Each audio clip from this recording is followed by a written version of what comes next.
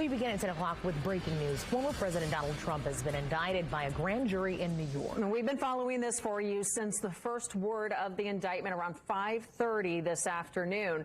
Trump's attorney tells the Associated Press that he has been told of the indictment. This would make Trump the first ever former U.S. president to be charged with a crime.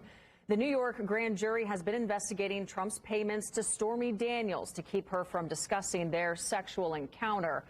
Trump had said last week he expected to be arrested but was not. CNN is citing two sources familiar with the case who say Trump faces more than 30 counts related to business fraud in that indictment from the Manhattan grand jury. Multiple sources are also indicating that the former president is expected to appear in court Tuesday. As these details develop and we confirm them, you will hear them here on News 8. Indiana political figures are reacting to the indictment. News 8's government reporter Garrett Bergquist has that story. As with everything relating to the 45th president, reaction is falling along party lines. Democrats are asking for the legal process to play out, while Republicans call the indictment a political move. Republican Congressman Jim Banks, who is a close ally of Trump, blasted the indictment on Twitter. He wrote, "If Donald Trump wasn't running for president, they wouldn't be prosecuting him. This isn't just an indictment of President Trump. It's an attempt to intimidate anyone who goes against the left's radical regime." So you have the FEC who decided not to press charges, the DOJ who decided not to press charges, the previous prosecutor in Mr. Bragg's position decided not to. So the real question I have is what has, Prosecutor Bragg uncovered that the DOJ, the FEC did not? Democratic Congressman Andre Carson says, "I have always maintained that no one, not even a former president, is above the law. Every American is entitled to due process, and I trust the legal process that resulted in today's indictment." Well, I think it's a sad day for the United States of America. It's the first time a former president of the United States has ever been indicted. That's not a good thing for our country in any way, shape, or form. I would just hope that supporters of Donald Trump would withhold judgment, would wait till all the facts come out. Former state Democratic Party Chair Kip Tu says he hopes the indictment chips away at Trump's support. But Republican strategist Whitley Yates says it likely will only make him a martyr. I asked each of them how this affects Trump's chances in 2024. We need to wait to find out what the reaction is going to be. Certainly some of his people will become more ardent supporters. I hope people with open minds will take a look and say, maybe it's time for the country to move on from Donald Trump, because all he is a drama queen 24/7.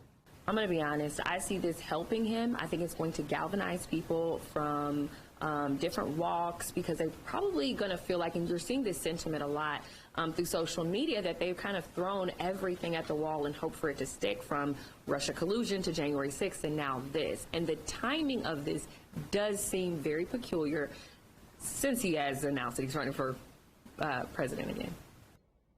As a reminder, this indictment is not the only probe the former president faces. Federal investigations are still underway concerning his role in the January 6th attack on the Capitol and efforts to overturn election results in Georgia.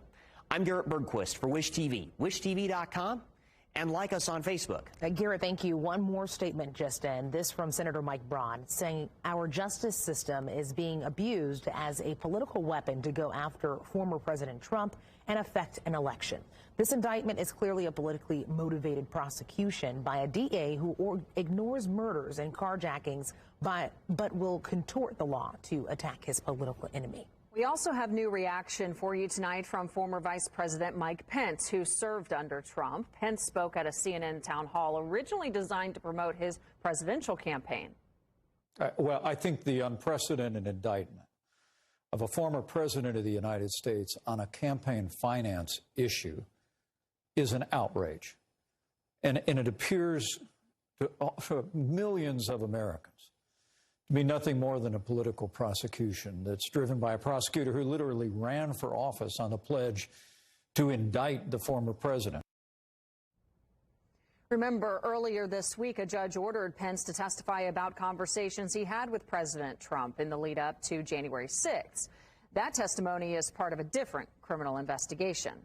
Former President Trump has released a defiant statement calling the indictment political persecution and election interference at the highest level in history. We do expect to get new information throughout the overnight and into tomorrow morning.